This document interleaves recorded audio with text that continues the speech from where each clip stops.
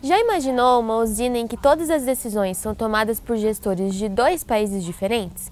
É o caso da Itaipu Binacional, que é de propriedade do Brasil e do Paraguai. Vem com a gente entender como funciona.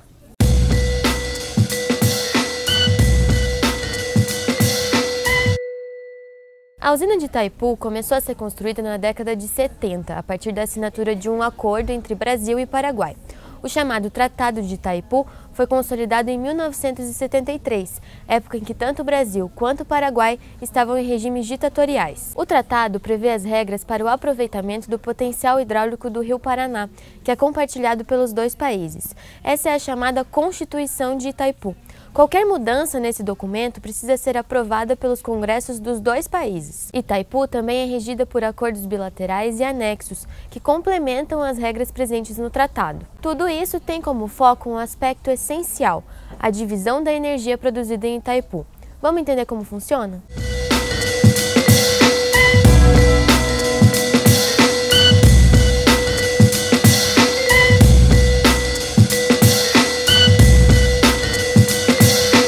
O Tratado de Itaipu prevê que a energia produzida na usina será dividida em partes iguais pelos dois países. A propriedade também é de Brasil e Paraguai por meio de suas estatais do setor elétrico, a Eletrobras no Brasil e a ANDE no Paraguai. No dia a dia do trabalho em Itaipu, brasileiros e paraguaios dividem as atividades. Em funções-chave, como diretorias, por exemplo, a gestão é espelhada, ou seja, para uma mesma função há um paraguaio e um brasileiro. O tratado também prevê que Brasil e Paraguai precisam contratar toda a energia produzida em Itaipu. Essa é uma forma de garantir que a dívida contraída para construir a usina seja sanada pelos dois países. E para entender como funciona a divisão da energia produzida lá, dois conceitos são fundamentais: o de energia vinculada e não vinculada. A gente te explica. No início do ano, os técnicos de Itaipu calculam quanta energia a usina deve produzir naquele período. Esse cálculo leva em conta alguns fatores, como por exemplo o regime de chuvas e também a produtividade da usina. O valor obtido é chamado de energia vinculada ou garantida. Como Itaipu não visa obter lucro, o valor dessa energia vinculada inclui apenas os custos de produção e também de manutenção da empresa. Estão incluídos na conta, por exemplo, a dívida que foi contraída nos anos 70 para construir a usina e também os royalties que são pagos aos municípios que ficam vizinhos à barragem da usina. Mas, nos últimos anos, Itaipu sempre tem superado as expectativas. Em 2012, 2013 e 2016, por exemplo, a usina bateu os recordes mundiais de produção de energia. Essa produção excedente é chamada de energia não vinculada. Como os recursos para que a usina honre seus compromissos já vieram da compra de energia vinculada, esse excedente é vendido ao valor bem mais baixo para o Brasil e para o Paraguai. Em 2018, por exemplo, a energia vinculada foi vendida a quase $44 por megawatt-hora, enquanto o excedente saiu por $6 por megawatt-hora. Mas como os dois países dividem os tipos de energia? Como vimos, o tratado prevê que 50% da produção são do Brasil e os outros 50% do Paraguai. Acontece que o Paraguai é um país que tem uma demanda energética bem inferior à do Brasil, por isso ele não usa toda a sua metade.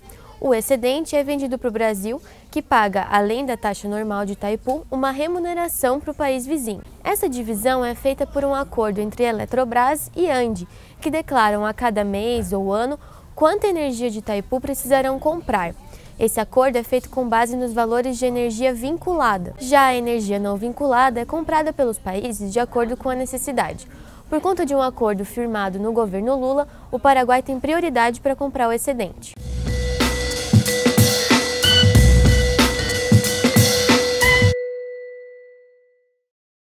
Como vimos, o Brasil consome a maior parte do que é produzido na usina. Em 2018, por exemplo, 15% do abastecimento do país veio de Itaipu. Essa energia é destinada para o Sistema Interligado Nacional, que abastece a maior parte do Brasil. Por isso, não dá para saber exatamente para onde vai a produção de Itaipu, mas com mais frequência ela abastece a região sudeste. Já o Paraguai é bem mais dependente da usina. No ano passado, 90% da energia consumida no país veio de Itaipu. A partir de 2023, algumas coisas vão mudar. Isso porque, nesse ano, a usina vai acabar de pagar a dívida contraída lá nos anos 70, para sua construção. Com isso, Brasil e Paraguai poderão comprar a energia bem mais barata. Em julho de 2019, ainda restavam 6 bilhões de dólares a serem pagos pela Itaipu. Já a partir de 2023, por conta do pagamento da dívida, Brasil e Paraguai vão revisar um dos anexos do tratado. É o anexo C, que trata da comercialização da energia de Itaipu. Só então a gente vai saber se o desconto vai ser repassado para os consumidores ou não. Quer saber mais? Acompanhe o jornalismo da Gazeta do Povo. Até mais!